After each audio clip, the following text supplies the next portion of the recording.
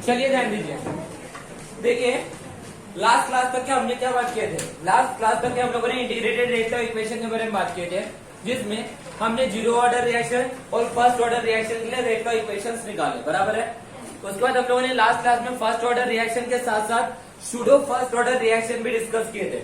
और pseudo first order reaction का मतलब क्या होता है ये हमने डिस्कस किए थे कि ऐसी रिएक्शन जो एक्चुअली फर्स्ट ऑर्डर रिएक्शन होती नहीं है, वो हायर ऑर्डर रिएक्शन होती है, लेकिन वो प्रिटेंड करते हैं किसके समान, फर्स्ट ऑर्डर रिएक्शन के समान। लेकिन वो फर्स्ट ऑर्डर रिएक्शन के समान प्रिटेंड क्यों करती है, क्यों करती है, उसकी वजह भी हमने डिस्कस किया कि वहां पे एक आधा रिएक्टेंट ऐसा रहेगा जिसका कॉन्सेंट्रेशन क्या रहेगा, एक्सेसिव। ऑब्वियस नहीं है, कोई चीज अगर एक्सेसिव अमाउंट में होंगे उसमें तो कोई छोटी सी चीज अगर यूज भी हो जाएंगी तब भी उसके वैल्यू में उतना डिफरेंस नहीं करेगा। तो हम उसको एक कांस्टेंट वैल्यू कंसीडर कर सकते हैं कि उसकी कॉन्सेंट्रेशन में कोई चेंज हुआ ही नहीं है, हुआ भी है तो इतना कम कंसिडरेशन हुआ है कि बहुत कम, इसी वजह से हम उसको कांस्टेंट कंसीडर कर सकते हैं, बराबर है।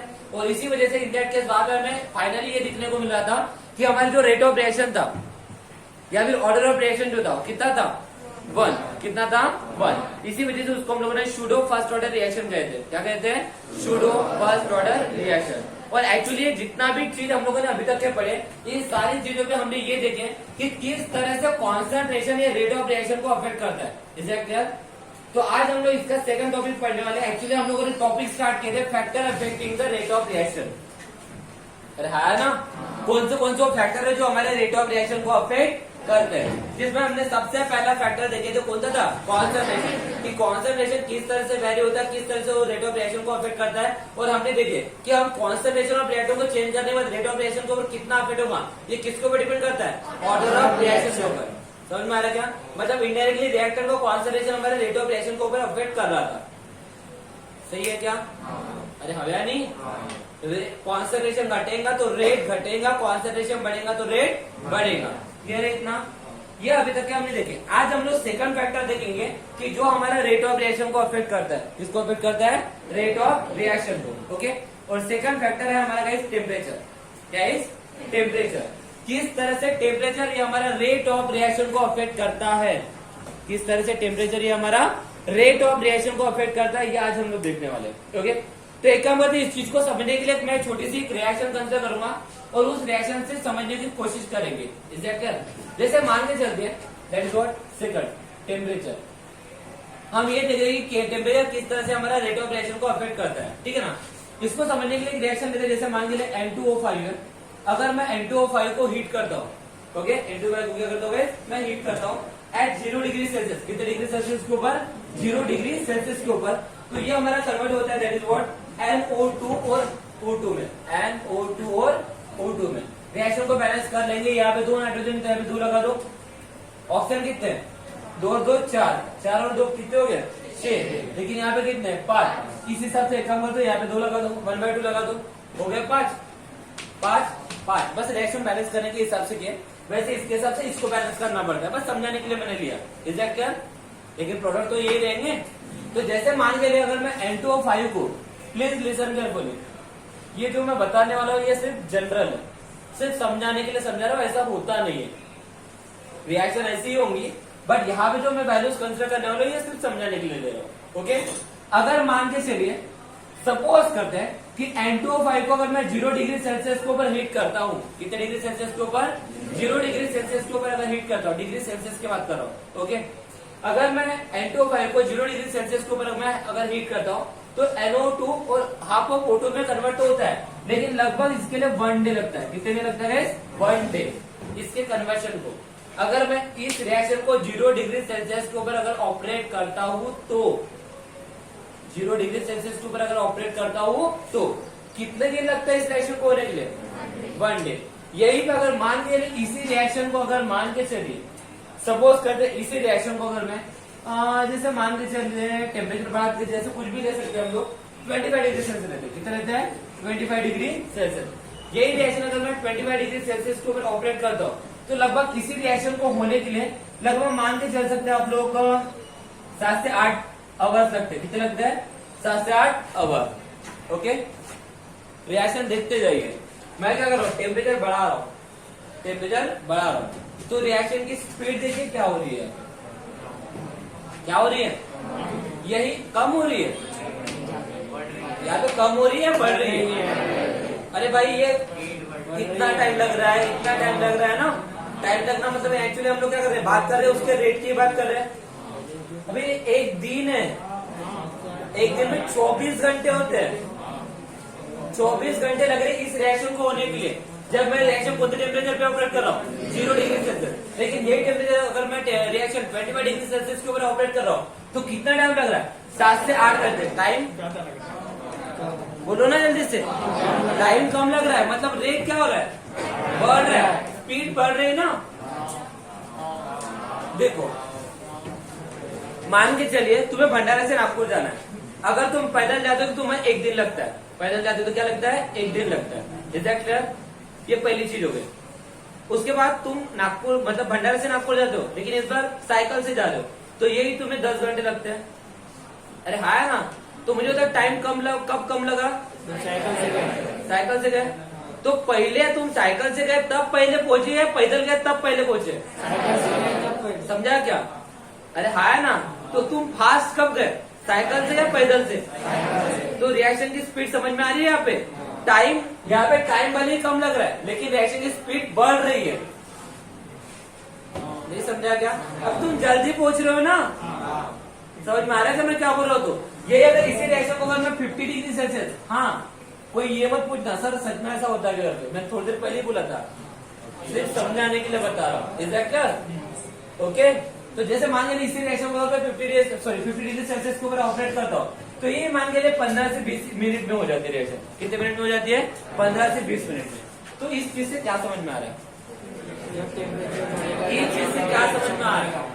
इस चीज से तो एक ही चीज समझ में आ रही है क्या, अगर मेरा टेम्परेचर बढ़ता है, अगर मेरा टेम्परेचर बढ़ता है तो रेट ऑफ रिएक्शन भी क्या होता है, बढ़ता है, बढ़ेगा। समझ में आएगा?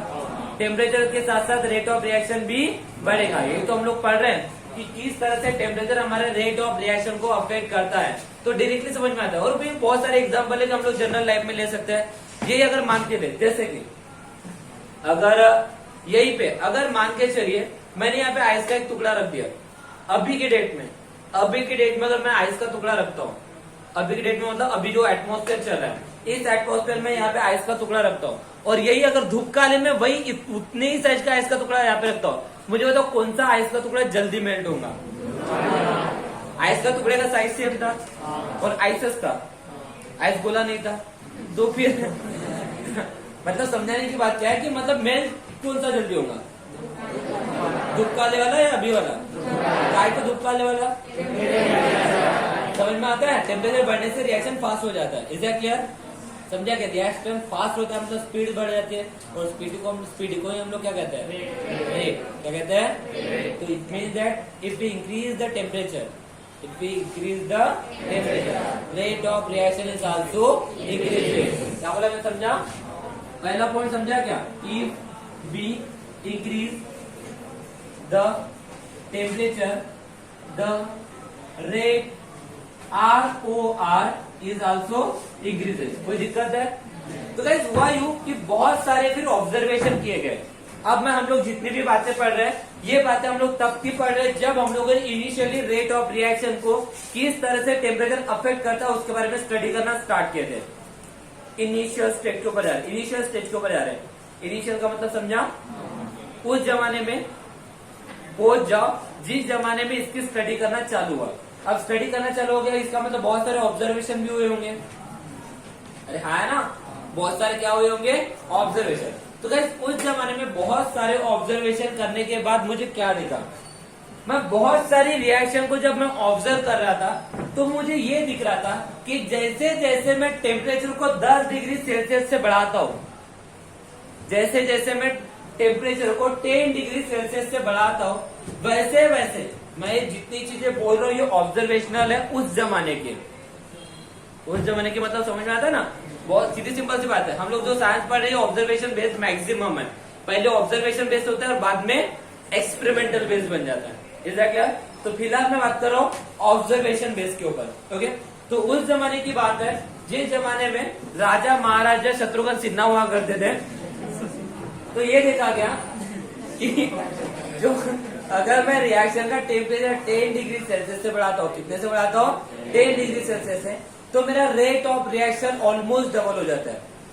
रेट ऑफ रिएक्शन ऑलमोस्ट क्या हो जाता है, डबल हो जाता है। मैं क्या बोलने की कोशिश कर रहा हूं समझिए।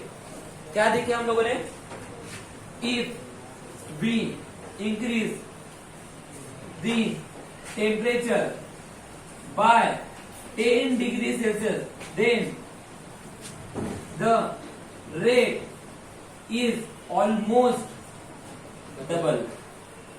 रेट ऑलमोस्ट क्या हो रहा था, डबल। मतलब सपोज करते हैं अगर मेरे पास ए नाम का रिएक्टर है, अगर ये पी नाम के प्रोडक्ट में कन्वर्ट होता है, ओके ध्यान से देखिए, ए नाम का रिएक्टर है, पी नाम के प्रोडक्ट में कन्वर्ट होता है। अगर मान के चलिए इनिशियली जब मेरा टाइम जब मेरा टेम्परेचर 10 डिग्री सेल्सियस है, कितना डिग्री सेल्सियस है, 10, और उस समय अगर मान के चलिए रेट है मेरा x, अगर इनिशियली मेरे टेम्परेचर है 10 डिग्री सेल्सियस और उस समय रेट है, और अगर मान के चलिए अब मैं टेम्परेचर 10 डिग्री सेल्सियस से बढ़ाता हूं, मतलब कितना हुआ 20 डिग्री सेल्सियस, तो मुझे बताओ रेट कितना होगा, ट्वाइस एक्स। फिर से मैं इस टेम्परेचर को 10 डिग्री सेल्सियस से बढ़ाता हूं तो कितना हो जाएगा, रेट कितना होगा 3x 4x 3x की 4x की 3x, बोलो ना यार, दिमाग होगा तो पैदल के समान बिहेव मत करो, यूज करो। स्टेटमेंट तुमने क्या लिखे हो, डबल, समझ में आ रहा है? इसका मतलब मैं आपको बोल सकता हूँ डबल मतलब, अब भाई यहाँ पे 20 में 10 ऐड किया है ना, 20 में डबल 10 ऐड किया, इसका मतलब ट्वाइस एक्स का डबल करूंगा। तुम एक्स को डबल कहाँ कर रहे थे, तुम 3x जब बोल रहे थे तो उस पहले वाले रेट को तुम 3 टाइम्स कर रहे थे, समझा क्या? स्टेटमेंट को समझने की कोशिश कीजिए। तो कितना हो जाएगा 4x, मान के लिए और 10 डिग्री बढ़ाता हो तो कितना हो जाएगा 8x, अगर मान के लिए और अगर 10 डिग्री सेल्सियस बढ़ाता हो तो 16x। मैं क्या बोला, समझ में आ रहा क्या? और ये सब कैसे थे, ऑब्जर्वेशनल फैक्टर्स थे। कैसे फैक्टर्स थे, ऑब्जर्वेशनल फैक्टर। ऑब्जर्वेशनल मतलब समझ में आ गया, बस ऑब्जर्वेशन से समझ में आ रहा कि बहुत सारी रिएक्शन में, मैक्सिमम रिएक्शन में, okay, in almost all reaction बोल सकता हूँ, या फिर मैक्सिमम, इन मैक्सिमम रिएक्शन, ये मुझे देखा कि अगर मैं 10 डिग्री सेल्सियस से टेम्परेचर बढ़ाता हूं तो मेरा रेट क्या हो रहा था, डबल हो रहा था। लेकिन कुछ और रिएक्शन भी हमें ऐसे देखने को मिली, इन सम रिएक्शन, मतलब और भी कुछ रिएक्शन। हम सब ऑब्जर्वेशन पढ़ रहे हैं, क्या पढ़ रहे हैं, ऑब्जर्वेशन करेंगे तो क्या मैं एक चीज का ऑब्जर्वेशन करके मैं आंसर बता दूंगा क्या? मतलब ये तो नहीं है कि तुमने 11वीं क्लास में ट्यूशन में एडमिशन किए, मैंने आप लोगों का पहला टेस्ट कंडक्ट किया, उसमें आप लोगों ने 10 में से 10 ले लिए, तो मैंने लिख दिया आप लोगों का 12वीं का result, he got 100% in 12th class board examination. क्या मैं इतना बड़ा बेवकूफ दिखता हूँ? या मेरे मतलब के ऊपर आकाश लिखा हुआ दिखता है, दिखता है क्या? आओ बोल दो, क्योंकि तुम वैसे भी टीचर की रिस्पेक्ट करते नहीं हो, है ना? जाने दो, वाटर रेट में भी तुम्हारी मर्जी, तुम मेरे बारे में क्या सोचते हो ये तुम्हारा फैक्टर है, मेरा फैक्टर है सिर्फ तुम्हें पढ़ाना, है कि नहीं? चलो बोलो क्या लगता है, इज इट पॉसिबल कि मैं पहले रिजल्ट से आप लोगों का फाइनल रिजल्ट डिसाइड कर दूंगा? इम्पॉसिबल। और मैंने अगर डिसाइड भी कर लिया तो उस चीज को तुम प्रूव कर नहीं सकते, और प्रूव भी करोगे तो फॉल्स प्रूव करोगे मुझे, 100% गारंटी है। कोई है जो मुझे फॉल्स प्रूव करा सकता है? सबच है, क्योंकि मैं तुम्हारे बारे में अगर बोल दूं कि आज तुम लोग 100% लोगे तो 100% तुम्हारे में से हर एक बच्चा 50-60% लेगा, गारंटी है। कोई है बच्चा जो 90+ लेगा 12वीं क्लास में? लगाओ शर्त अभी के अभी, वीडियो लेक्चर चल रहा है, बहुत सारे लोग देख रहे हैं तुम लोगों को, तुम्हारे क्लास के स्टूडेंट के साथ साथ पूरे भंडारा डिस्ट्रिक्ट के बच्चे भी देख रहे हैं। बोलो है कोई बच्चा जो शर्त लगाने के लिए तैयार है 12वीं में 90 लेगा, 90 क्रॉस करेगा 12वीं में? अभी लगाओ, अभी शर्त लगाने के लिए बोल रहा हूँ, पक्का? थोड़ी देर के बाद मतलब थोड़ी देर के बाद प्राइस अनाउंस करता हूँ, पहले ध्यान दो, ओके? चलो टाइम के टॉपिक के ऊपर आ जाते हैं। तो कुछ रिएक्शन हमें ऐसे भी दिखी, प्लीज कॉन्सेंट्रेट। कुछ रिएक्शन में ऑब्जर्व करने के बाद हमें ऐसा भी दिखा कि कुछ रिएक्शन में अगर मैं टेम्परेचर को 10 डिग्री सेल्सियस से बढ़ाता हूँ, कुछ रिएक्शन में, मैक्सिमम रिएक्शन में ये दिख रहा था, लेकिन कुछ रिएक्शन में हमें ये भी दिख रहा था, in some reaction we observe that क्या ऑब्जर्व हुआ गाइस, हमने ये ऑब्जर्व किया कि अगर मैं टेम्परेचर को +10 डिग्री सेल्सियस बढ़ाता हूं, कितना डिग्री सेल्सियस, +10 डिग्री सेल्सियस, तो जो तुम्हारा रेट ऑफ रिएक्शन होता है ये 2 या फिर हम लोग बोल सकते हैं 2.5 to 3 से बढ़ रहा था। कितने से बढ़ रहा था, या फिर 2 to 3 टाइम्स बोल सकता हूँ, लेकिन यहाँ पे 2 हो गया था इसलिए मैंने यहाँ पे 2.5 लिखा। Is that clear? यहाँ पे 2 ऑलरेडी हो गया था ना, तो क्या लिखा, 2.5 से 3 टाइम्स बढ़ रहा था। टाइम्स का मतलब समझा, यहाँ पे ट्वाइस हुआ था, यहाँ पे क्या देखने को मिल रहा था, 2.5 to 3 टाइम्स क्या हो रहा था, रेट बढ़ रहा था। मतलब अगर मान के चलिए इनिशियल टेम्परेचर 10 है और इनिशियल रेट x है, ओके, तो मान के लिए अगर इस केस में अगर मैं 10 से टेम्परेचर बढ़ाता हूं तो रेट कितने से बढ़ेगा, या फिर रेट कितना हुआ, ऑलमोस्ट 2.5x या फिर 3x। अरे हाँ है ना। तो इन पूरे ऑब्जर्वेशन से क्या समझ में आया था, थोड़ा सा फाइनल ऑब्जर्वेशन कीजिए। इस पूरे ऑब्जर्वेशन से हमें ये समझ में आ रहा था कि अगर मैं टेम्परेचर को +10 डिग्री सेल्सियस से बढ़ाता हूं तो जो मेरा रेट होता है ये 2 to 3 टाइम्स चेंज होता है, फाइनल 2 to 3 टाइम्स, मतलब उस रेंज में आया ना। पूरा ऑब्जर्वेशन कीजिए ना, पूरे ऑब्जर्वेशन से क्या समझ में आ रहा है, रेट कितने से बढ़ रहा है, 2 to 3 टाइम्स का मतलब समझा ना, मतलब उस रेंज में रेट चेंज हो रहा है। Is that clear? कितना भी हो सकता है, लेकिन किस रेंज में चल रहा है, 2 to 3 टाइम्स। पर हमें क्या एक रेंज से काम चलेगा क्या, अगर मैं टेम्परेचर बढ़ाता हूं तो मैं एक रेंज लिख के आऊंगा क्या, वहां पे मुझे क्या पता होना चाहिए, एग्जैक्ट वैल्यू। क्या पता होना चाहिए कि अगर मैं इतने से टेम्परेचर बढ़ाता हूं तो रेट एग्जैक्ट कितना रहेगा, रेट एग्जैक्ट कितना रहेगा। और गाइस इसी को फिर एक्सप्लेन किया एक साइंटिस्ट ने, जिस साइंटिस्ट का नाम था अरेनियस। क्या नाम था, अरेनियस। अरेनियस नाम के साइंटिस्ट है। अरेनियस नाम के साइंटिस्ट ने फिर फाइनली बहुत सारे एक्सपेरिमेंट किए, कुछ मैथमेटिकल कैलकुलेशन किए, और ओवरऑल सब कुछ करने के बाद हमें एक इक्वेशन दिए। हमें क्या दिए गए, इक्वेशन दिए, और उन्होंने बोले कि अगर आप इस इक्वेशन को यूज करते हो, अगर आप इस इक्वेशन को यूज करते हो तो इस इक्वेशन का यूज करके आप किसी भी टेम्परेचर के ऊपर उस रिएक्शन का एग्जैक्ट रेट क्या रहेगा ये कैलकुलेट कर पाओगे। अभी तक कर पा रहे थे क्या, अभी तक हम लोग सिर्फ रेंज में कैलकुलेट कर रहे थे। क्या कैलकुलेट कर रहे थे, कभी 2 हो रहा था, कभी 2.5 हो रहा था, कभी 3 हो रहा था। क्यों, बीच में भी तो नहीं कर सकता क्या, कहीं ना कहीं कुछ ना कुछ रिएक्शन तो ऐसे भी आए होंगे जहाँ पे 2 and 1/4 हुआ होगा, 2.25, 3, कुछ भी हो सकता है। हम तो सिर्फ बेवकूफ बनाने के लिए इतने वैल्यू कंसिडर कर रहे हैं, लेकिन हो सकता है उनके ऑब्जर्वेशन में बहुत सारी चीजें आई होंगी, लेकिन उन्होंने उतनी बातें नहीं बताया होगा, सिर्फ बताया क्या कि एक रेंज है, एक है रेंज, कि रेट कितने से चेंज हो रहा है, 2 to 3 टाइम्स। 2 to 3 टाइम्स का मतलब समझा सबको। लेकिन हम इतने बेवकूफ तो नहीं है कि हमने जो चीज वहां पे देखी जिसका आंसर परफेक्ट मिला भी नहीं उसको आखिर तक की जिंदगी भर पढ़ेंगे। ऐसा होता तो फिर कोरोना की वैक्सीन आने के बावजूद भी हम लोग एक्सपेरिमेंट नहीं करते, और आज भी हम लोग वैक्सीनेशन के ऊपर, मतलब वैक्सीन के ऊपर कौन सी वैक्सीन इफेक्टिव है, कौन सी वैक्सीन इफेक्टिव है, कौन सी वैक्सीन इफेक्टिव है ढूंढते नहीं बैठते। क्यों ढूंढ रहे, क्योंकि हमें एग्जैक्ट होना, परफेक्ट होना। मतलब हमारे साइंटिस्ट लोग भी इतने बड़े बेवकूफ नहीं है, वो बहुत ही बढ़िया ब्रिलियंट बच्चे थे, तुम्हारे समान है ना, बच्चे थे तुम्हारे समान।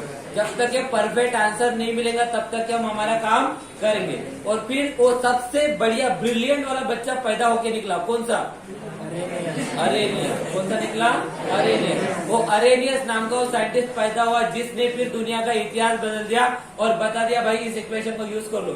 क्योंकि मैंने बहुत सारे एक्सपेरिमेंट किए, बहुत सारे मैथमेटिकल कैलकुलेशन करने के बाद इस इक्वेशन को बनाया। इस इक्वेशन का यूज करके आप तुम लोग क्या कर सकते हो, किसी भी केमिकल रिएक्शन में टेम्परेचर कितने से चेंज करने के बाद कितना रेट में चेंज होगा उसको आप कैलकुलेट कर सकते हो। तो शायद आपको समझ गया कि अभी हम लोग कौन सा टॉपिक कंटिन्यू करने वाले हैं। Now we are going to start Arrhenius equation. समझ में आ रहा है, तो चलो स्टार्ट करते हैं अरेनियस इक्वेशन। चलो तो गाइस बात करेंगे हम लोग अरेनियस इक्वेशन की। किसकी बात करेंगे, अरेनियस इक्वेशन। मैंने पहले बताया कि अरेनियस ने इक्वेशन दिया, और ये इक्वेशन कब दिया था, उसने बहुत सारे एक्सपेरिमेंट और बहुत सारे मैथमेटिकल कैलकुलेशन करने के बाद। Is that clear? और ये इक्वेशन क्या कहते हैं? That is what k is equal to a into e to the power minus E A upon R T. क्या कहती है equation? k is equal to a into e to the power minus E A upon R T. ये वो equation है जो किसने दिया था? अरेनियस ने। किसने दिया था गाइस? अरेनियस ने। ये इक्वेशन उसने मजाक मजाक में दे दिया था क्या? बहुत सारे एक्सपेरिमेंट करने के बाद, बहुत सारे कैलकुलेशन करने के बाद, मतलब वो सिर्फ एक रिएक्शन को पकड़ के ये इक्वेशन नहीं बनाया था उसने, कई सारे एक्सपेरिमेंट किए होंगे उसने, कई सारे कैलकुलेशन किए होंगे और फाइनली तब जाके इक्वेशन बनाया और उस इक्वेशन को खुद का ही नाम दे दिया। कौन सा? Arrhenius equation. क्या इक्वेशन अरेनियस की? k is equal to a into e to the power minus E A upon R T. Sir हर एक चीज का मीनिंग क्या है? तो सबसे पहले k का मतलब तो सबको पता होगा, बोलो ना यार, रेट कांस्टेंट। अरे होता है ना, k का मतलब रेट कांस्टेंट, सही है कि नहीं? और रेट कांस्टेंट से हम लोग रेट ऑफ रिएक्शन डिसाइड करते हैं, बराबर है? तो अगर मान के चलिए मैं रेट कांस्टेंट भी निकाल लिया तो मैं रेट ऑफ रिएक्शन निकाल लूंगा। अरे हाँ है ना? तो सेम हियर, मैंने पहले ही बताया कि अरेनियस इक्वेशन हमें क्या बताएंगी? टेम्परेचर किस तरह से हमारा रेट ऑफ रिएक्शन डिसाइड करेगा। तो टेम्परेचर से अगर मुझे रेट कांस्टेंट पता चल गया तो रेट कांस्टेंट से मैं क्या डिसाइड कर लूंगा? Rate of reaction. Is that clear? तो गाइस उसमें k का मतलब क्या होता है? Rate constant. a का मतलब क्या होता है? Arrhenius constant. a का मतलब क्या होता है? Arrhenius constant. ओके, उसके बाद EA का मतलब होता है एक्टिवेशन एनर्जी। डोंट वरी, सब कुछ पढ़ने को मिलेगा। ओके, EA का मतलब क्या होता है? Activation energy. R का मतलब क्या होगा? बोलो अभी। Gaseous constant. मतलब एक चीज आपको क्लियर हो गई होंगी, इसमें ये जितनी भी चीजें बताया होगा ये मैक्सिमम किसके लिए कंसिडरेबल होंगी? गैसियस स्पेस के लिए। किसके लिए कंसिडरेबल होगी? क्योंकि सॉलिड और लिक्विड की गैस में हमें उतना प्रॉब्लम नहीं होता, बिकॉज रिएक्शन स्लो चलती है। इज दैट क्लियर?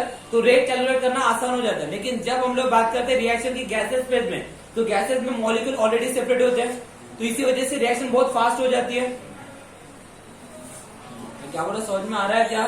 अरे भाई सॉलिड है, लिक्विड है, उसको रिएक्शन होने के लिए टाइम लगता है, तो कहीं ना कहीं वहां पे हम लोगों को उतना समय मिल जाता है कि रेट कैलकुलेट कर पाएंगे, समझा?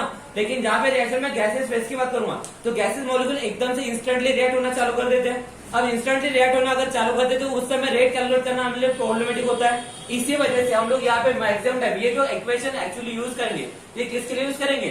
गैसेस फेस के लिए। इसी वजह से यहाँ पे गैसेस कांस्टेंट यूज करेंगे, that is what R. Okay, and the last one that is what T. T का मतलब क्या होता है? टी का मतलब क्या होता है? टेम्परेचर। तो क्या होता है Arrhenius equation? K is equal to A into e to the power minus EA upon RT। क्या होता है? K is equal to A into e to the power minus EA upon RT। K का मतलब क्या होता है? Rate constant. K का मतलब क्या होता है? Rate constant. A का मतलब क्या होता है? Arrhenius constant. EA का मतलब क्या होता है? Activation energy. R का मतलब क्या होता है? Gases constant. D का मतलब क्या होता है? Is that clear? अब गाइस हम लोग यहाँ पे जो बात करने वाले हैं, बेसिकली हमारे लिए मेन टॉपिक समझने की बात है ये एक्टिवेशन एनर्जी क्या होती है, क्योंकि ये कांस्टेंट है, ये भी कांस्टेंट है, एक वैल्यू जो उसने यूज किया होगा, अरे है ना, ये भी कांस्टेंट ही है। और टेम्परेचर का तो सबको पता है, उस टेम्परेचर के ऊपर हम लोग कैलकुलेट करने वाले हैं। यहाँ पे अननोन चीज है ये का मतलब क्या होता है? Activation energy. ये एक्टिवेशन एनर्जी का मतलब क्या होता है इसको समझना हमारे लिए बहुत ज्यादा इंपॉर्टेंट होता है। इसे क्या? तो सबसे पहले हम लोग समझने की कोशिश करेंगे कि एक्टिवेशन एनर्जी का मतलब क्या होता है। अब थोड़ा सा पूरा कॉन्सेंट्रेशन लगा देना इस चीज को समझने के लिए। ओके, इस एक्टिवेशन एनर्जी को समझाने के लिए मैं यहाँ पे एक रिएक्शन लेने वाला हूँ। क्या लेने वाला हूँ? रिएक्शन। प्लीज इसको ध्यान से समझिएगा। सपोज करते हैं मेरे पास एक हाइड्रोजन गैस है, चलो एक जनरल रिएक्शन लेता हूँ। अगर मैं हाइड्रोजन को रिएक्ट करता हूँ आयोडीन के साथ, तो सबको पता है अगर मैं हाइड्रोजन को आयोडीन के साथ रिएक्ट करूंगा तो क्या बनेगा? HCl बन जाएगा। अरे होगा नहीं, क्या बन जाएगा? HCl। गाइस मुझे बताओ ये हाइड्रोजन का मॉलिक्यूल है या हाइड्रोजन का एटम है? बोलो जल्दी से, हाइड्रोजन का एटम है, हाइड्रोजन का मॉलिक्यूल है?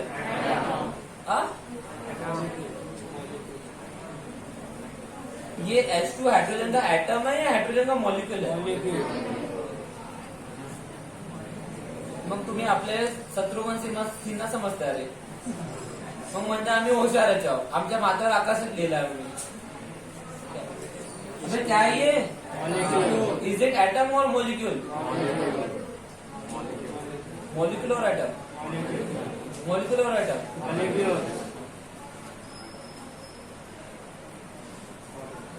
क्या है? मॉलिक्यूल. क्या है? मॉलिक्यूल है. थोड़ी देर पहले एटम एटम क्यों सुना?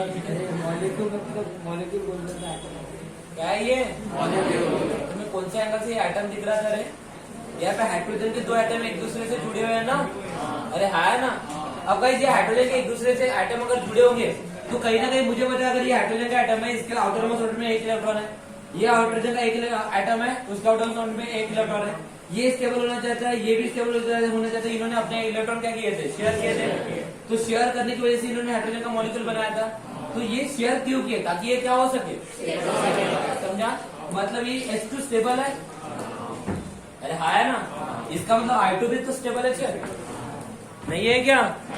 आयोडीन आउटर मोस्ट ऑर्बिट में कितने इलेक्ट्रॉन थे? 7. अरे होते हैं ना. आउटर मोस्ट ऑर्बिट में कितने इलेक्ट्रॉन थे? 7. तो दो आयोडीन के मॉलिक्यूल अपने एक इलेक्ट्रॉन शेयर करके क्या होते हैं? स्टेबल हो जाते हैं. मतलब ये भी स्टेबल है, ये भी स्टेबल है, ये भी स्टेबल है. दोनों के दोनों कैसे स्टेबल है, लेकिन फिर भी ये रिएक्शन कर रहे हैं. क्यों? भाई मुझे बताओ, अगर मान के चलिए, क्योंकि ये मतलब अनस्टेबल तो नहीं था, ये कैसा था? ऑलरेडी स्टेबल था. अरे हाँ है ना. ऑलरेडी कैसा था? स्टेबल था. ऑलरेडी स्टेबल होने के बावजूद भी फिर ये रिएक्शन कर रहा है और HI बना रहा है. क्यों? क्या इसकी इच्छा होगी क्या मैं जानबूझ के रिएक्ट हो जाता करके? अरे हाँ है ना. नहीं हुई होगी, लेकिन फिर भी हम इसको रिएक्ट तो करा ही रहे. क्यों करा रहे? क्यों? मुझे एक नया प्रोडक्ट होना. और ये ऑलरेडी स्टेबल है. स्टेबल होने के बावजूद भी अगर ये रिएक्शन करके प्रोडक्ट बनाएगा तो अपने मर्जी से बनाएगा क्या? फिर अभी मैं बोल रहा हूँ कि अगर कोई बंदा स्टेबल है, मतलब एक लड़का और लड़की है, दोनों शादी करके खुश है, और फिर भी मैं वो लड़की को बोल रहा हूँ किसी और लड़की को पटा ले, तो क्या वो पटाएगा क्या? वो तब तक के नहीं पटाएगा. समझ जाएगा ना. अरे हाँ है ना. तो कहने की बात ये है, चलो एक काम करते हैं. दो दोस्त है, बहुत जिगरी दोस्त है, समझाने की कोशिश करता हूँ. दो जिगरी दोस्त है, ओके. दो जिगरी दोस्त है, बहुत अच्छी दोस्ती है. इतनी अच्छी दोस्ती है कि तू मैं भी हो जाए तो कुछ फर्क नहीं पड़ेगा, सब अच्छा ही रहेगा. तो एक दिन ये क्या हुआ, चाय के डब्बे पे बैठे थे खर्रा खाने के लिए. ठीक है, चाय के डब्बे पे बैठे थे खर्रा खाने के लिए. बहुत ही सिंसियर से दोस्त है. एक का नाम है, नहीं बताता, चलो दो दोस्त है, करण अर्जुन. ठीक है ना. तो कॉन्सेंट्रेट कीजिए, टॉपिक को समझने की कोशिश करो प्लीज. बहुत इंपॉर्टेंट है, क्योंकि हमें बहुत इंपॉर्टेंट चीज समझना है. ओके. ये ऑलरेडी स्टेबल है. ये ऑलरेडी स्टेबल होने के बावजूद भी हम लोग इसकी रिएक्शन करके एक नया प्रोडक्ट बनाना चाहते हैं. तो जब ये ऑलरेडी स्टेबल है तब भी मैं इनको अगर रिएक्ट करना चाहता हूँ तो कंडीशन क्या रहेगी? जैसे दो दोस्त है, ऑलरेडी स्टेबल है, आराम से बैठे, कोई दिक्कत नहीं है. ठीक है ना. मस्त स्टेबल है, कोई प्रॉब्लम नहीं है उनको, बहुत ही प्यार से बैठे. लेकिन एक दोस्त है, उस दोस्त के दिमाग में कुछ तो भी छेड़खानी है. वो स्टेबल और आराम से बैठे, उनको कोई प्रॉब्लम नहीं है. उसके लाइफ में उसको कोई प्रॉब्लम नहीं है, इसके लाइफ में उसको कोई प्रॉब्लम नहीं है. मस्त तो दोनों एक दूसरे के पास में आराम से ऐसे बैठे हैं. वो अपने ख्यालों में खोया, ये अपने ख्यालों में खोया. लेकिन अचानक से इस दोस्त को क्या हुआ तो पता नहीं, इसके दिमाग में कुछ तो भी चेंगड़ी करने की इच्छा हुई. क्या करने की इच्छा हुई? चेंगड़ी करने की इच्छा हुई. ये बोला अब चेंगड़ी करना तो क्या करूं, और आजू बाजू में कोई नहीं था. तो इसने क्या किया, चेंगड़ी करने के बाद उसके बाद एक ही ऑप्शन बैठा है, ये दूसरा वाला. इसने भन बनाते हुए दूसरे दोस्त को गनपट पे चेक दिया. भन बनाते हुए चेक दिया. इधर आओ नहीं देखा, ताव नहीं देखा, फटाक से दिशा फेल दिया. अब ये दोस्त दूसरा वाला जो बैठा था, इसने इसकी तरफ देखा. दोस्त ही तो है, मार दिया तो मार दिया, क्या प्रॉब्लम है. और फिर से अपने मोबाइल में घुस गया. ये दूसरा वाला दोस्त, इसको अभी भी खुशी नहीं हो रही है. इसको अभी भी खुशी नहीं हो रही है. और इसने क्या किया, दूसरी वाली चमचमाती हुई दी है इस बार, जब भी भड़बड़ाती हुई दी है इस बार चमचमाती हुई दिया। दूसरे दोस्त की रिएक्शन, दोस्ती तो है, दोस्ती तो है, मार दिया तो मार दिया, क्या प्रॉब्लम है? तुम्हारे में ऐसा हो सकता है क्या? अब ऐसे कोई दोस्त है इस क्लास में? अभिनीत तुम्हारा सबका दोस्त है क्या? अच्छा, मतलब इतना कन्वर्ट में सीखने के बाद चलो ठीक है। फिर से सिचुएशन सेम, फिर से अभिनीत आराम से बैठा अपने मोबाइल में और अक्षय को अभी भी मस्ती करने की इच्छा सूझ रही है। तो अक्षय ने इस बार क्या किया, फिर से तीसरी बार, न चाहते हुए भी तीसरी बार फिर से क्या दिया, पेलत दिया उसको। अब अभिनीत कब तक के कंट्रोल करता है? फिर उसने बोला दोस्ती गई, ठीक है, उठा और जे पेला उसको, जे पेला। मतलब क्या कहना चाहता हो उसको समझने की कोशिश कीजिए, मतलब क्या कहना चाहता हो उसको समझने की कोशिश कीजिए। ये भी स्टेबल था, ये भी स्टेबल था, लेकिन ये स्टेबल होने के बावजूद भी रिएक्शन करके अगर प्रोडक्ट बनाते हैं तो तब तक ये पॉसिबल नहीं है जब तक कि मैं इसको दोनों को ना छेड़ू। समझा? मुझे इनको छेड़ना पड़ेगा, छेड़ना पड़ेगा मतलब मुझे उसको तब तक के टवसना पड़ेगा, मुझे उसको तब तक के टवसना पड़ेगा जब तक कि वो एक दूसरे से घिन ना करे और कुछ तो भी नया ना बनाए। मैं क्या बोलने की कोशिश कर रहा हूँ, समझ में आ रहा है क्या? स्टेबल है, लेकिन फिर भी कोई चीज अगर दूसरा प्रोडक्ट बनाते हैं तो तभी पॉसिबल है जब मैं उसको अनस्टेबल करूंगा। क्या करूंगा? अनस्टेबल। स्टेबल कंडीशन में वो रिएक्शन कर पाएंगे क्या? अरे बोलिए ना। स्टेबल कंडीशन में उनके बीच में झगड़ा होगा क्या? नहीं होगा। वो झगड़ा तभी होगा जब दोनों अनस्टेबल हो जाएंगे। दोनों क्या हो जाएंगे?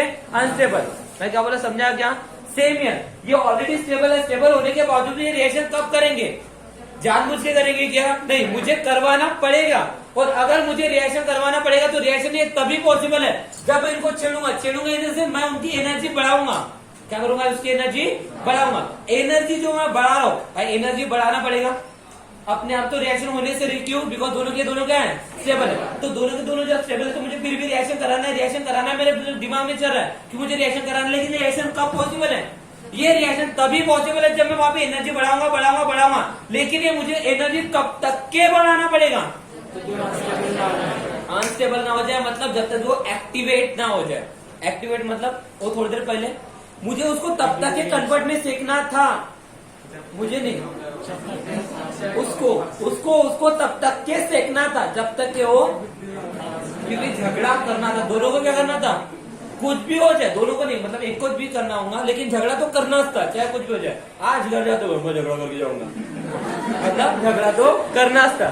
तो झगड़ा तब तक के नहीं हो सकता जब तक के मैं उसको इतना ना टवसू कि वो एक्टिवेट हो जाए झगड़ा करने के लिए। मैं क्या बोला, समझा क्या? मतलब दूसरे ग्रह के एलियन अपने पृथ्वी पे तब तक के नहीं आएंगे जब तक कि हम उसके ग्रह के ऊपर जाके उनको ना छेड़ेंगे। और इंडिया कर रहा है, इंडिया नहीं, अपना अर्थ कर रहा है, दूसरे के ग्रह के ऊपर जाके पैर रख रहा है। उनको गुस्सा नहीं आएगा? आने वाले, वेट करो, अब एलियंस आने वाले हैं। हम क्या कर रहे हैं? उनको अभी फिलहाल एक्टिवेट कर रहे हैं। क्या कर रहे हैं, समझ में आ रहा है? तो गाइस प्लीज ध्यान दीजिए, मैं क्या कर रहा हूँ, ध्यान से देखिए। अब इस रिएक्शन को थोड़ा सा एक अलग फॉर्म में एक्सप्लेन करने वाला हूँ। फिलहाल यहाँ पे ये हाइड्रोजन इस हाइड्रोजन के साथ बॉन्डेड है, ये आयोडीन इस आयोडीन के साथ बॉन्डेड है। मैंने क्या किया? इसको एक एनर्जी प्रोवाइड किया। क्या प्रोवाइड किया? एनर्जी। लेकिन वो एनर्जी मैं तब तक के दे रहा हूं जब तक वो क्या ना हो जाए? एक्टिवेट ना हो जाए। एक्टिवेट ना हो जाए का मतलब क्या होता है? कि वो रिएक्शन करने के लिए तैयार ना हो जाए, झगड़ा करने के लिए तैयार ना हो जाए। क्योंकि मैंने पहली बार मारा था, कुछ भी नहीं हुआ था। दूसरी बार भी मारा था, कुछ नहीं हुआ था। तीसरी बार जब मारा तब फाइनली वो अभी एक्टिवेट हो गया था। एनर्जी पहले भी आई थी, एनर्जी बाद में भी आई थी, लेकिन उतने एनर्जी पे सफिशिएंट एनर्जी वो नहीं थी कि वो उठे न पहले। समझा क्या? तो हमें कितनी एनर्जी देना था, हमें कितनी एनर्जी देना था, हमें उतनी एनर्जी देना था जितनी एनर्जी के ऊपर वो क्या हो जाए, एक्टिवेट हो जाए। काय के लिए, रिएक्शन करने के लिए। समझा क्या? अरे है ना। इसका मतलब अब मैं यहाँ पे क्या प्रोवाइड करूंगा, एक्टिवेशन एनर्जी। एक्टिवेशन एनर्जी, क्या आपको एक्टिवेशन एनर्जी का मतलब समझा? मतलब समझा क्या? थोड़ी देर के बाद डेफिनेशन लिख के दे दूंगा, कोई बड़ी बात नहीं है। The energy which is required to, समझ में आ गया ना, ऐसा लिख के दे दूंगा, कोई बड़ी बात नहीं है। लेकिन समझना इंपॉर्टेंट है कि एक्टिवेशन एनर्जी का मतलब क्या होता है। इस ए का मतलब क्या होता है, समझा क्या? इस ए का मतलब वो एनर्जी जिस एनर्जी के ऊपर वो दोनों के दोनों रिएक्शन करने के लिए तैयार हो जाए। समझा क्या? क्या बोला, समझा क्या? रिएक्शन करने के लिए तैयार हो जाए, रिएक्शन करे नहीं, रिएक्शन करने के लिए तैयार हो जाए। क्योंकि अगर मैं उस कंडीशन पे लेके चला गया उन दोनों को, मतलब ये दोस्त बैठा है, ये दोस्त बैठा है, एक्चुअली अब एग्जाम्पल को थोड़ा सा बदल देता हूं। ये भी आराम से बैठा है, ये भी आराम से बैठा है, ये अपने इधर देख रहा है, ये इधर देख रहा है, मैं पीछे से आया, मैं इसको पेल रहा हूं, लेकिन इसको लग रहा है इसका दोस्त तक मार रहा है करके। एक्चुअली मार कौन रहा था मैं, लेकिन इसको लग रहा था इसको दोस्त मार रहा है करके। Is that clear? मैं पेल रहा हूँ, पेलते जा रहा हूँ, पेलते जा रहा हूँ, और इसको लग रहा है दोस्त मार रहा है, दोस्त मार रहा है। Is that clear? और मैं इधर भी थोड़ा सा अभी मार रहा हूँ, इसको भी लग रहा है कि ये दोस्त मार रहा है करके। मैं दोनों को टवस रहा हूँ, लेकिन ये दोनों तब तक के झगड़ा नहीं करेंगे जब तक कि इनके आंखें पार ना हो जाए। और अगर एक बार आंखें पार हो गई तो नदियां नदियों के पार हो जाएंगी और ये दोनों खड़े हो जाएंगे। और अब इंडिया बोलेगा, अब इंडिया बोलेगा। अब ये दोनों तैयार हो चुके हैं, काय के लिए, रिएक्शन करने के लिए। मतलब मुझे बताओ, क्या मैं उस एनर्जी पे उनको लाके छोड़ने के बाद मुझे उनकी रिएक्शन भी करवाना पड़ेगा क्या? क्यों खुद से रिएक्शन करेंगे?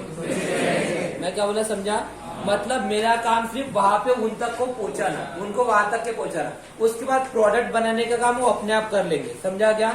अपने आप झगड़ा कर लेंगे, मुझे करवाने की जरूरत नहीं पड़ेगी। मेरा काम सिर्फ वहां तक है कि उनको मैं एक्टिवेट कर दूं।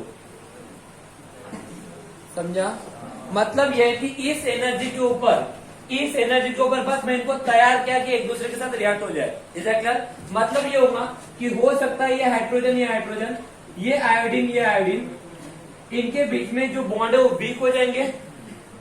अरे हाँ ना। और इनके बीच में क्या हो जाएंगे, बॉन्ड थोड़ा सा स्ट्रॉन्ग होने की तरह से। मतलब एक ऐसी सिचुएशन आ जाएगी, ऐसा बोल सकते हैं कि ये दो दोस्त है, ये दोस्त है, ये अपने में खुश थे, मैंने कुछ तो भी ऐसा किया कि ये दोनों एक दूसरे से थोड़े से दूर चले गए और थोड़े से दूर चले गए, लेकिन इन दैट केस ये दोनों पास आने की कोशिश कर रहे हैं।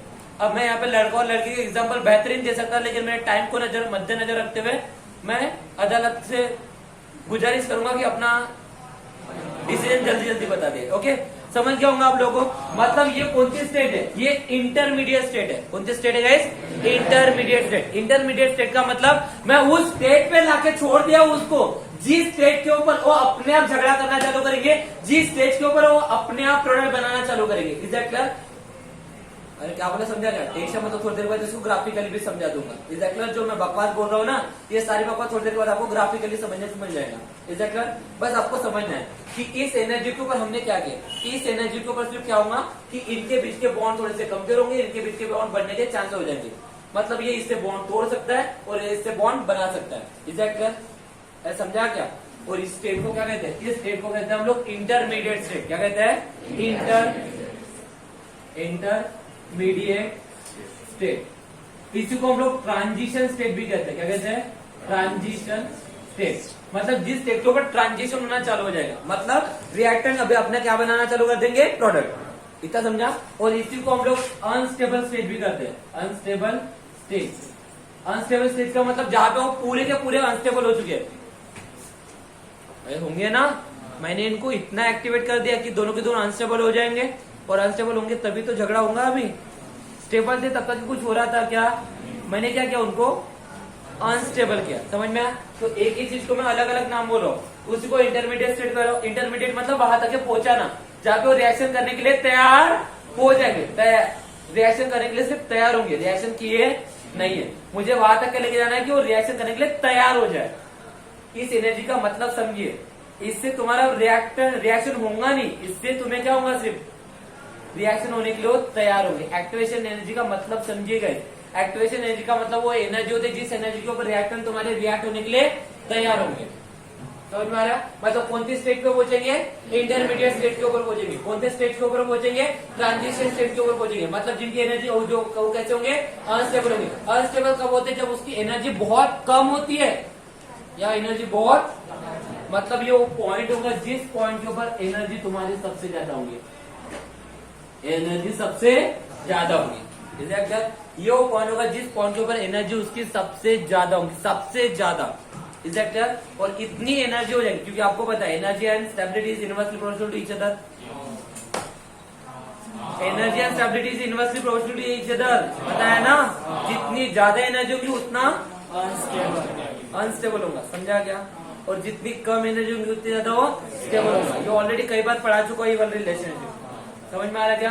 तो गाइस ऑब्वियसली ये अनस्टेबल, इसका मतलब एनर्जी इसकी क्या होगी? सबसे ज्यादा। और इस कंडीशन में पहुंचने के बाद हमें कुछ भी नहीं करना पड़ेगा, ये अपने आप क्या बनाना चालू कर देंगे? प्रोडक्ट। हमें प्रोडक्ट बनाना पड़ेगा क्या?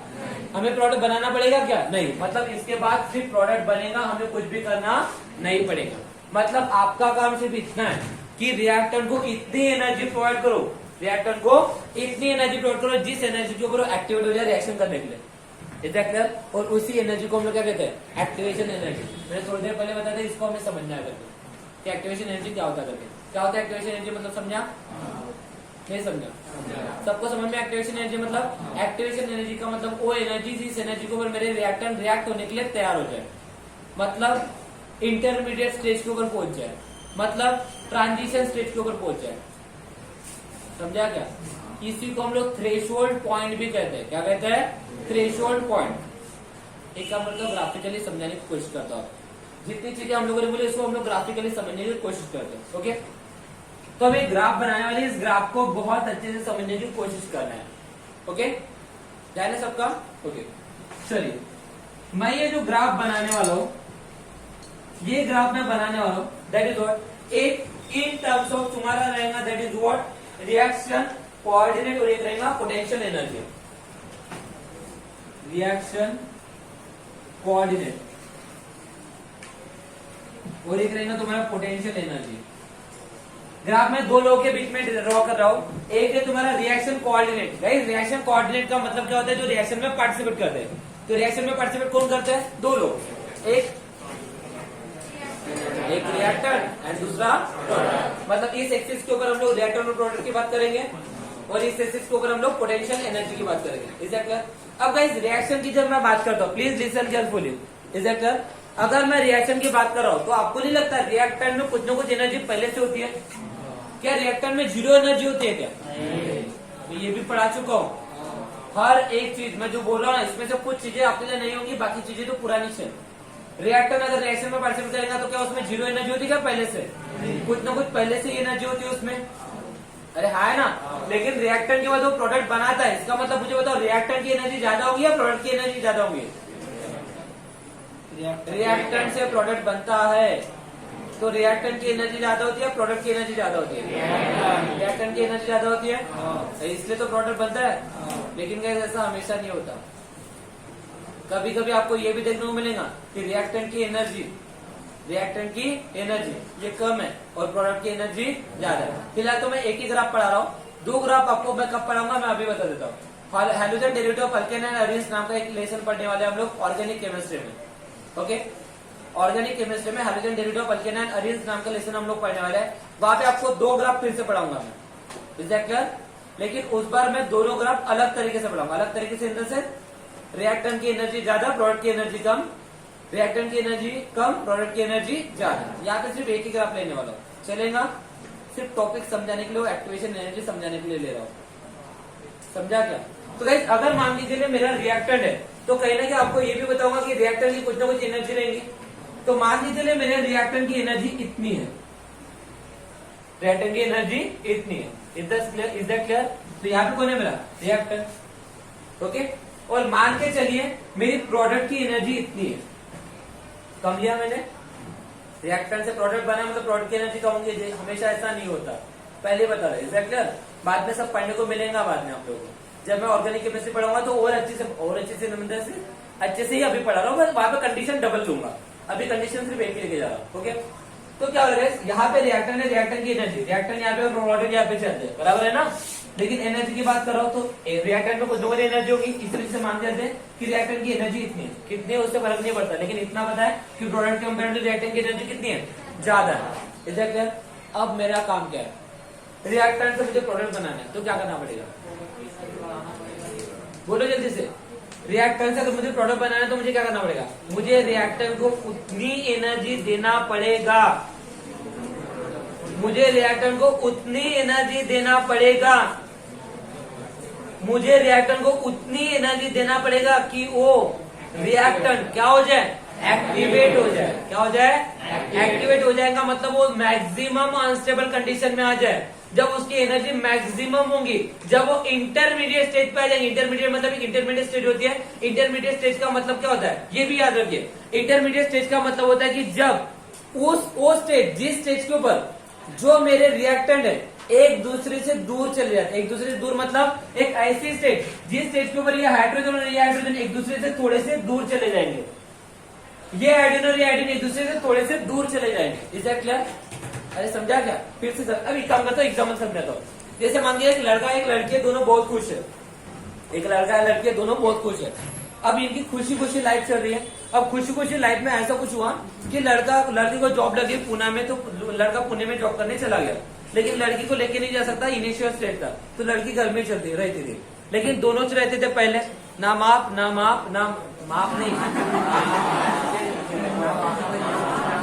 ना माँ ना बाप, ना सास ना ससुर। ओके, ऐसा सीन चल रहा था। अब लड़का उधर जॉब कर रहा है, लड़की इधर रह रही है, लड़का उधर जॉब कर रहा है, लड़की इधर रह रही है।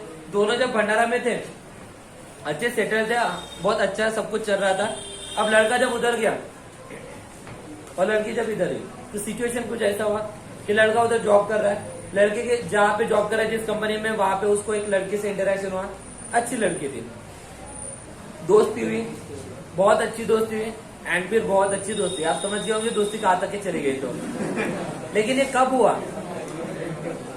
हुआ, जब उनके बीच का डिस्टेंस बढ़ा, समझा। रिएक्शन में भी सेम होता है गाइस, रिएक्शन में भी सेम होता है। कोई दूसरा रिएक्टेंट किसी और रिएक्टेंट से तभी जुड़ सकता है जब एक समय ऐसा आ जाता है कि उसके एटम एक दूसरे से दूर चले जाएंगे, तभी ये देखते ही रहता है कि कब तक के ये दूर जाएंगे। तुम्हारे केस में भी वैसा ही होता है, याद करो। तुम्हारे रिलेशनशिप में बहुत बार प्रॉब्लम तभी होता है जब कोई तो भी तीसरा आता है, ठीक है ना। यहाँ पे भी ऐसा ही होता है कि यहाँ पे प्लीज वापिस थोड़ा सा, इसलिए मैं ऐसे एग्जाम्पल लेता नहीं क्योंकि मैक्सिमम टाइम खाते हैं। तो आप समझ रहे हो ना, इंटरमीडिएट स्टेज का मतलब समझना है। इंटरमीडिएट स्टेज का मतलब समझा, वो स्टेज जब ये एटम एक दूसरे से क्या हो जाएंगे, दूर चले जाएंगे। समझ में आ रहा है? इसी स्टेज को कहा जाता है इंटरमीडिएट स्टेज, क्योंकि जब ये एक दूसरे से दूर जाएंगे तो उस समय उसका बॉन्ड वीक होता है, और उसी कंडीशन में दूसरा बंदा वहां पे क्या कर सकता है, अटैक कर सकता है और इसके बॉन्ड को तोड़ सकता है, क्योंकि दूसरा बंदा यही देखते रहता है कि कब कब उनके बीच में झगड़ा होंगे और मैं मेरा पत्ता सेट कर लूं। ओके, क्या बोला, समझा क्या? इंटरमीडिएट स्टेज का मतलब समझा क्या? इंटरमीडिएट स्टेज का मतलब क्या होता है, जब उनके बीच का बॉन्ड क्या होगा, वीक, और बॉन्ड वीक कब होगा, जब एक दूसरे से क्या होंगे, दूर जाएंगे। समझ में आया? लेकिन ये सिचुएशन रिएक्शन में फ्रैक्शन ऑफ सेकंड के लिए आती है। कितने सेकंड के लिए? Fraction of second. Fraction of second का मतलब समझा ना? फ्रैक्शन ऑफ सेकंड का मतलब इतने कम समय के लिए वो रिएक्शन में वो स्टेज आती है जिस स्टेज का इंतजार दूसरा बंदा करते रहता है। बस मुझे वो एक सिचुएशन देखना है कि बस उसके बीच में कुछ तो भी प्रॉब्लम हो जाए और मैं अपना पत्ता सेट कर दूं। हमें उस फ्रैक्शन ऑफ सेकंड के लिए वेट करना है। ये स्टेज कब आती है? Fraction of second. समझा? फ्रैक्शन ऑफ सेकंड के लिए इंटरमीडिएट स्टेज आएंगे। बस फ्रैक्शन ऑफ सेकंड का मतलब समझा क्या? पक्का समझा? इतने कम समय के लिए वो सिचुएशन आती है कि आके चली भी जाए तो पता नहीं चलता, लेकिन दूसरा उसी समय का इंतजार करते रहता है। क्यों? वहां पे सिचुएशन है कि उनके बीच में मैक्सिमम बॉन्ड वीक हो जाए, मैक्सिमम बॉन्ड वीक हो जाए, मैक्सिमम बॉन्ड वीक हो जाए और मैं अटैक कर दूं। इतना समझा? इंटरमीडिएट स्टेज का मतलब समझा क्या? मैं hydrogen derivative of alkane arrange में ये चीज फिर से एक्सप्लेन नहीं करूंगा, मैं पहले बता रहा हूँ। वहां पे मैं सिर्फ नाम यूज करूंगा इंटरमीडिएट स्टेज। उस समय आपको पता होना चाहिए कि सर इंटरमीडिएट स्टेज का मतलब वो जब एक दूसरे से दूर चले गए, और ये समय 1-2 घंटे के लिए नहीं होता है, ये रिएक्शन में कुछ फ्रैक्शन ऑफ सेकंड के लिए ये चीज होंगी, इज दैट क्लियर? और उसी समय पे वो बॉन्ड तोड़ने की कोशिश दूसरा बंदा करेगा, दूसरा एटम करेगा। इतना समझा क्या? अरे हाँ ना, उसी को हम लोग क्या कहते हैं, इंटरमीडिएट स्टेज। मतलब मुझे क्या करना है, मुझे कोई भी हालत में रिएक्टर को उसके इंटरमीडिएट स्टेज पे पहुंचाना है। कहाँ पे पहुंचाना है? इंटरमीडिएट स्टेज, ट्रांजिशन स्टेज पे पहुंचाना है। मतलब मुझे उसको उतनी एनर्जी देना है कि वो एक दूसरे से मतलब क्या हो जाए, वो एक्टिवेट हो जाए। मतलब मैंने रिएक्शन की एनर्जी बढ़ाया, रिएक्टर की एनर्जी बढ़ाया बढ़ाया बढ़ाया बढ़ाया बढ़ाया बढ़ाया, और एक पॉइंट ऐसा आ गया, एक पॉइंट ऐसा आ गया, ये वो पॉइंट है जिस पॉइंट पे उसकी एनर्जी क्या है, सबसे ज्यादा है। क्या है? सबसे ज्यादा है। इतना समझा? और फाइनली क्या हो जाएगा, इसके बाद क्या होगा बताओ तो? इस पॉइंट के बाद क्या होगा, इस पॉइंट पे, ये कौन सा पॉइंट है? Transition point, unstable state, intermediate state. इसको हम लोग थ्रेशोल्ड पॉइंट भी कहते हैं। कौन सा पॉइंट कहते हैं? थ्रेशोल्ड पॉइंट का मतलब होता है वो पॉइंट जिस समय उसकी सबसे ज्यादा एनर्जी होती है, जिस समय उसमें सबसे ज्यादा एनर्जी होती है। इससे क्लियर? थ्रेशोल्ड पॉइंट का मतलब समझा क्या? रिएक्शन में थ्रेशोल्ड पॉइंट का मतलब वो पॉइंट जिस समय उसकी रिएक्शन की एनर्जी, उसकी एनर्जी सबसे ज्यादा होगी, सबसे ज्यादा अनस्टेबल कंडीशन में चले जाएंगे, उस पॉइंट को हम लोग थ्रेशोल्ड पॉइंट कहते हैं। इससे क्लियर? तो इसके बाद मुझे बताओ अब क्या होगा? अब वो इतने अनस्टेबल कंडीशन में आ जाएंगे कि अब वो प्रोडक्ट बनाना खुद चालू करेंगे, हमें प्रोडक्ट बनाने की कोशिश करना नहीं पड़ेगा। इसका मतलब अब ये इसके बाद जो भी होगा, यहां से लेके यहाँ तक कि आप लोग कोशिश कर रहे थे, और इसके बाद कोशिश कौन करेंगे? कोशिश नहीं करना पड़ेगा, अपने आप सब कुछ हो जाएगा। मतलब इसके बाद क्या हो जाएगा? प्रोडक्ट बन जाएगा, लेकिन ये प्रोडक्ट अपने आप बनेगा, हमें करना कुछ भी नहीं पड़ेगा। इतना समझा? अरे हाँ ना, कोई दिक्कत यहाँ तक क्या? तो गाइस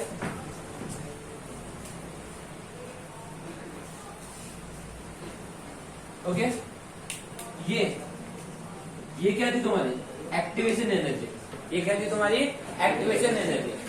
यहां से लेके यहां तक कि तुमने जो एनर्जी दी थी, कौन सी एनर्जी है?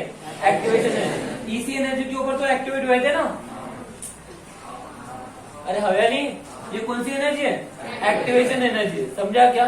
तो इसको हम लोग कैसे रिप्रेजेंट करते हैं? ई से। ए का मतलब क्या होता है? समझा? ए का मतलब एक्टिवेशन एनर्जी। एक्टिवेशन एनर्जी समझा क्या सर? जल्दी बोलो। ग्राफिकली समझा? मैंने पहले बताया एक्टिवेशन एनर्जी मतलब वो एनर्जी जिस एनर्जी के ऊपर रिएक्टेंट रिएक्ट होने के लिए तैयार होंगे, रिएक्ट नहीं होंगे। तो इस स्टेज के ऊपर वो क्या हो चुके हैं? तैयार हो चुके हैं। इसके बाद हमें कुछ भी नहीं करना पड़ेगा, हमें एक्स्ट्रा एनर्जी प्रोवाइड करने की जरूरत नहीं है, और वो अपने आप रिएक्शन में रिएक्ट होना चालू करेंगे और क्या बनाना चालू करेंगे? प्रोडक्ट बनाना चालू करेंगे। Is that clear?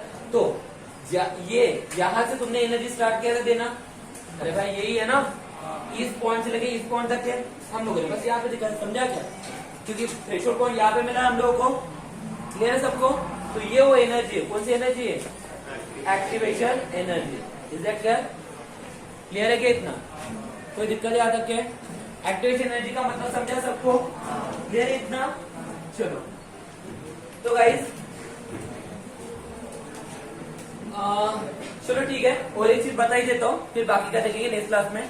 डेरिवेशन बचा है, डेरिवेशन हम लोग नेक्स्ट क्लास में देख लेंगे, ठीक है ना? तो ये जो एनर्जी है, ये रिएक्टेंट की एनर्जी है। अरे हाँ ना, ये किसकी एनर्जी है? प्रोडक्ट की एनर्जी है। और इन दोनों की एनर्जी में गैप दिख रहा है आप लोगों को, इसको हम लोग एनर्जी गैप कहते हैं। क्या कहते हैं इसको? Energy gap. इसको चेंज इन एनर्जी कहते हैं। तो चेंज इन एनर्जी को मैं डेल्टा ई से रिप्रेजेंट करता हूँ। तो क्या होगा? चेंज इन एनर्जी का फॉर्मूला क्या होगा? बोलो। Energy of product minus energy of reactant. अरे हवा नहीं, energy of product minus energy of reactant. इसका कोई काम नहीं है, लेकिन फिर भी बता दिया। चेंज इन एनर्जी ये है तुम्हारा delta E. Is that clear? Delta E का मतलब क्या होता है? रिएक्टेंट और प्रोडक्ट के बीच में जो गैप है एनर्जी का, उस एनर्जी को गैप को हम लोग क्या कहते हैं? Change in energy. Is that clear? Activation energy reactant की एनर्जी से लेकर जब वो एक्टिवेट होते हैं बाद तक के जो एनर्जी होगी उसको हम लोग क्या लेंगे? Activation energy. इस पॉइंट को हम लोग कौन सा पॉइंट लेंगे? Threshold point. मतलब कौन लेंगे? थ्रेशोल्ड पॉइंट, जिसको हम लोग इंटरमीडिएट स्टेज भी कहते हैं और ट्रांजिशन पॉइंट भी कहते हैं, ट्रांजिशन स्टेट भी कहते हैं। इतना समझा क्या? ये था तुम्हारा ग्राफ। कल हम लोग इसके आगे पढ़ेंगे, इसके आगे जो भी है हमारा वो डेरिवेशन है। Is that clear? जो डेरिवेशन हमारा न्यूमेरिकल पर्पस रहेगा। कैसा रहेगा? Numerical purpose. तो कल का लेक्चर भी बहुत इंपॉर्टेंट रहने वाला है। क्लियर है इतना? क्या तो कोई दिक्कत है? अरे समझा क्या? तो एक्टिवेशन एनर्जी का मतलब क्या होता है? एक्टिवेशन एनर्जी का मतलब क्या होता है? द एनर्जी, बोलो ना, ऐसी एनर्जी जिस एनर्जी के ऊपर रिएक्टेंट रिएक्ट होने के लिए तैयार हो जाए। The energy in at which reactants are ready to get react होने के लिए क्या हो जाए? तैयार हो जाए। इज दैट क्लियर? अरे समझा क्या? वो एनर्जी जिस एनर्जी के ऊपर रिएक्टेंट रिएक्ट होने के लिए तैयार हो जाए, उस एनर्जी को हम लोग क्या कहते हैं? Activation energy. या फिर हम लोग ऐसा भी बोल सकते हैं, ऐसी एनर्जी जिस एनर्जी के ऊपर रिएक्टेंट कहां तक के पहुंचे? थ्रेशोल्ड पॉइंट तक के। कौन पॉइंट तक के पहुंचे? थ्रेशोल्ड पॉइंट तक के। Is that clear? क्योंकि इस पॉइंट पे पहुंच गया मतलब क्या हो गया? रिएक्टेंट रिएक्ट होने के लिए तैयार हो चुके हैं। क्या मतलब समझा? वो एनर्जी जिस एनर्जी के ऊपर रिएक्टेंट कहां तक पहुंचे? थ्रेशोल्ड पॉइंट पे पहुंचे, उस एनर्जी को हम लोग क्या कहते हैं? Activation energy. The energy at which reactants reach at threshold point called as activation energy. किताबों में जैसे डिफरेंशियल लिखी होंगी वैसे समझ सकते हो, मैंने दोनों तरीके से बताया। ऐसी एनर्जी जिस एनर्जी के ऊपर रिएक्टेंट रिएक्ट होने के लिए तैयार हो जाए, ऐसी एनर्जी जिस एनर्जी के ऊपर रिएक्टेंट कौन से पॉइंट पे पहुंचे? थ्रेशोल्ड। दोनों का मतलब सेम है। थ्रेशोल्ड पॉइंट पे पहुंचना मतलब बोलो ना, उस कंडीशन में पहुंच जाना कि वो एक दूसरे क्या हो जाएंगे? रिएक्ट हो जाएंगे। इतना समझा? That is what called activation energy. तो आज सिर्फ हम लोगों ने एक्टिवेशन एनर्जी क्या होता है ये पढ़े। समझा क्या सबको ग्राफिकली एक्टिवेशन एनर्जी समझा? क्लियर है इतना? बाकी नेक्स्ट क्लास में हम लोग इसका बहुत इंपॉर्टेंट क्वेश्चन डेरिवेशन पढ़ने वाले हैं, जो हमारे लिए न्यूमेरिकल सॉल्व करने के लिए इंपॉर्टेंट है। Okay, thank you so much.